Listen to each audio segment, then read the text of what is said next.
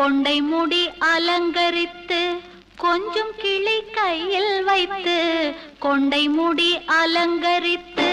கொஞ்சம் கிளி கையில் வைத்து அஞ்சுக மொழி உமையாள் வீற்றிருந்தாள் அந்த அழகிய மாநகர் மதுரையிலே மதுரையிலே மதுரையிலே மதுரையிலே